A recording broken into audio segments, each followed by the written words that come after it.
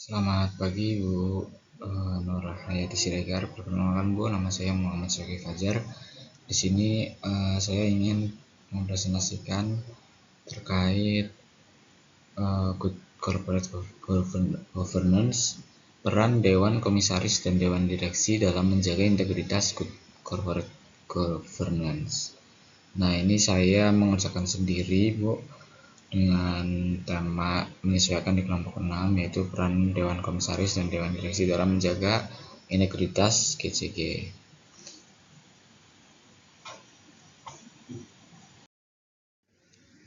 Nah, ini ada poin-poin atau alur presentasi yang akan saya sampaikan. Yang pertama adalah latar belakang, kemudian ada rumusan masalah dan tujuan, ada landasan teori GCG, peran Dewan Komisaris, peran Dewan Direksi, sinergi check and balance, kemudian ada studi kasus PT Jiwasraya, dan yang terakhir tantangan dan kesimpulan. Nah, yang pertama latar belakang. Di sini good governance adalah sistem, struktur, dan proses yang digunakan organ perusahaan untuk mengarahkan dan mengendalikan kegiatan usaha agar sesuai prinsip transparansi, akuntabilitas, tanggung jawab, independensi, dan kewajaran sebagaimana dirujuk dalam kerangka G20 OECD dan diadopsi oleh OJK. Nah, kemudian Indonesia menganut sistem two-tier board, yaitu Dewan Komisaris mengawasi dan Dewan Direksi mengelola. Pemisahan ini menciptakan check and balance, namun praktiknya tidak selalu berjalan efektif. Di sini ada kasus pemicunya, yaitu gagal bayar polis PT Asuransi Jiwasraya di tahun 2018-2019 yang mengungkap lemahnya pengawasan komisaris dan minimnya akuntabilitas direksi berujung temuan kerugian negara oleh BPK. Nah, ini skema struktur two-tier board. Di sini rapat umum pemegang saham, di bawahnya di Dewan Komisaris sebagai pengawas dan Dewan Direksi sebagai pelaksananya. Pemisahan fungsi ini mencegah kekuasaan terpusat pada satu organ dan menjaga integritas jalannya perusahaan. Nah, ini berikutnya rumusan masalah dan tujuan penulisan. Rumusan masalah yang pertama yaitu bagaimana peran dan tanggung jawab Dewan Komisaris dalam menjaga integritas GCG. Kemudian bagaimana peran dan tanggung jawab Dewan Direksi dalam menjaga integritas GCG.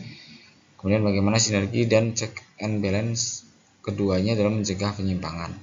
Dan yang terakhir, pembelajaran apa yang dapat diambil dari kasus lemahnya tata kelola di Indonesia. Adapun tujuan penulisannya yaitu menganalisis peran Dewan Komisaris dan dalam menjaga integritas GCG. Kemudian juga menganalisis peran Dewan Direksi dalam menjaga integritas GCG, mengidentifikasi bentuk sinergi dan mekanisme pengawasan kedua organ, dan yang terakhir memberikan gambaran nyata melalui studi kasus tata kelola perusahaan. Nah, ini adalah landasan teori corporate governance. Konsep GCG berakar dari teori keyakinan atau agensi teori yang dibawakan oleh Jensen and Mackling tahun 1976 yang menjelaskan potensi konflik kepentingan antara pemilik prinsipal dan pengelola atau agen. GCG hadir sebagai mekanisme penyelaras kepentingan melalui sistem pengawasan yang jelas. Nah, ini ada 5 prinsip GCG. Pertama, transparansi, akuntabilitas, tanggung jawab, independensi, dan kewajaran. Kemudian ada kerangka regulasi yang ada di Indonesia-nya, yaitu ada di UU Nomor 40 tahun 2007. Persyaratan terbatas menetapkan RUPS, Dewan Komisaris dan Direksi sebagai 3 organ utama. Dan ada peraturan OJK Nomor 33 tahun 2014, Direksi dan Dewan Komisaris bagi emiten atau perusahaan publik. Dan pedoman KNKG tahun 2026, pedoman umum Good Corporate Governance Indonesia. Nah, selanjutnya ini peran Dewan Komisaris dalam menjaga integritas GCG. Organ pengawas yang dipilih RUPS untuk mengawasi kebijakan kepengurusan direksi dan memberikan nasihat. Dalam peraturan OJK nomor 33 2014 mewajibkan minimal 2 anggota dengan lebih dari atau sama dengan 30% komisaris independen tanpa afiliasi. Nah, yang pertama fungsi pengawasan. Mengawasi kebijakan pengurusan RKAT, kepatuhan anggaran dasar dan regulasi. Kemudian ada fungsi nasihat, yaitu memberikan arahan strategis dan masukan atas keputusan bisnis material. Kemudian ada penegakan kepatuhan, memastikan prinsip GCK berjalan konsisten di seluruh organisasi. Dan yang terakhir, pertanggungjawaban pelaporan, yaitu menandatangani dan bertanggung jawab atas keandalan laporan tahunan. Nah, ini dibantu komite audit yang menelaah laporan keuangan sebelum diaudit kantor akuntan publik. Independensi komisaris adalah kunci agar pengawasan berjalan objektif, tidak berpihak pada pemegang saham maupun pemegang saham, pengendali maupun manajemen. Nah, ini ada peran Dewan Direksi dalam menjaga integritas GCK. Organ pelaksana harian atau executive function yang mengurus dan mengelola operasional, keuangan, SDM, strategi bisnis, serta mewakili perusahaan di dalam maupun di luar negeri. Nah, ini perannya yang pertama, mengembangkan, mereview, mengawasi pelaksanaan strategis dan rencana bisnis yang berorientasi keberlanjutan jangka panjang.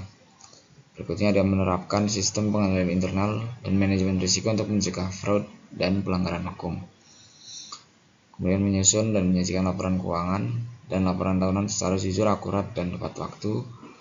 Kemudian membangun budaya etika dan kepatuhan, termasuk whistleblowing system dan pencegahan benturan kepentingan.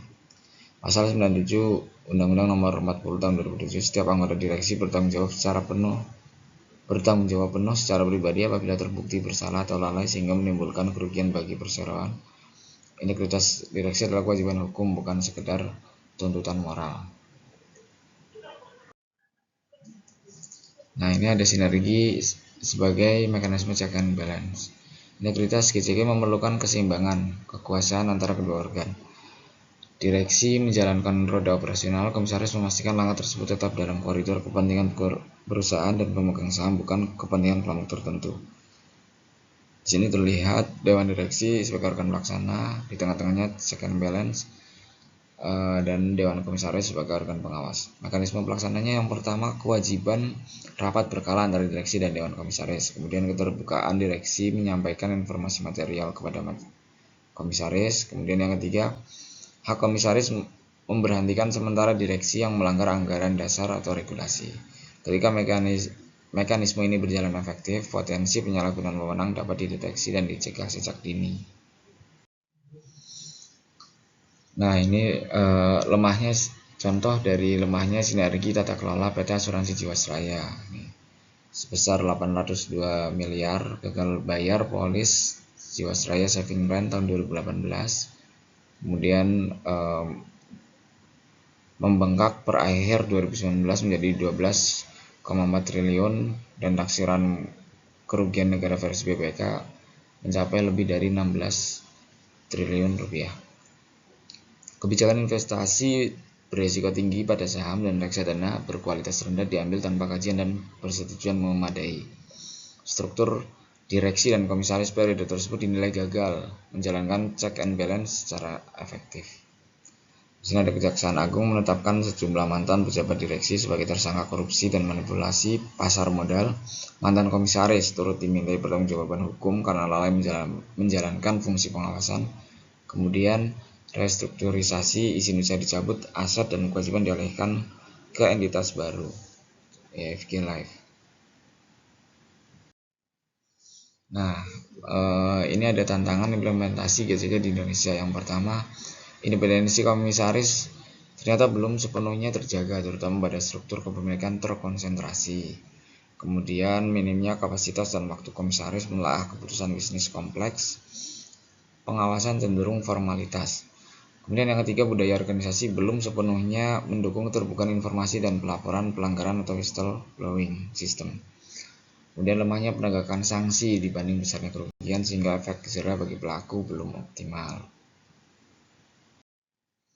Nah, ini kesimpulan peran yang saling melengkapi. Dewan Komisaris berperan sebagai organ pengawas yang memastikan kebijakan direksi sesuai kepentingan perusahaan dan regulasi. Sementara direksi berperan sebagai organ pelaksana yang bertanggung jawab penuh atas pengurusan operasional secara jujur dan akuntabel. Sinergi keduanya melalui check and balance menjadi kunci utama mencegah penyalahgunaan wewenang dan menjaga kepercayaan pemegang saham serta pemangku kepentingan. Dan kesimpulan yang kedua yaitu pembelajaran dari kasus Jiwasraya. Ini lemahnya pengawasan Dewan Komisaris dan minimnya akuntabilitas direksi dapat menimbulkan kerugian finansial besar, bahkan berdampak sistemik terhadap kepercayaan publik pada industri jasa keuangan Indonesia. Penerapan GJK yang efektif memerlukan lebih dari sekedar kepatuhan formal terhadap regulasi. Dibutuhkan komitmen nyata dari setiap organ perusahaan untuk menjunjung tinggi integritas dalam setiap pengambilan keputusan. Nah, ini ada saran. Yang pertama, perkuat independensi komisaris, yaitu memastikan proses seleksi komisaris independen bebas dari intervensi pemegang saham pengendali. Kemudian, perketat pengendalian internal, direksi membangun sistem pengendalian dan manajemen risiko lebih ketat pada keputusan investasi material. Kemudian tingkatkan efektivitas pengawasan OJK. Nah, ini regulator perlu meningkatkan penegakan sanksi agar menimbulkan efek jerah yang optimal. Dan yang keempat, perkuat literasi GJK, perguruan tinggi dan lembaga pelatihan meningkatkan literasi bagi calon komisaris dan direksi. Nah, ini ada 8 referensi yang menjadi rujukan. Yang pertama dari UU nomor 40 tahun 2007, ada KNKG 2026, kemudian ada BPK,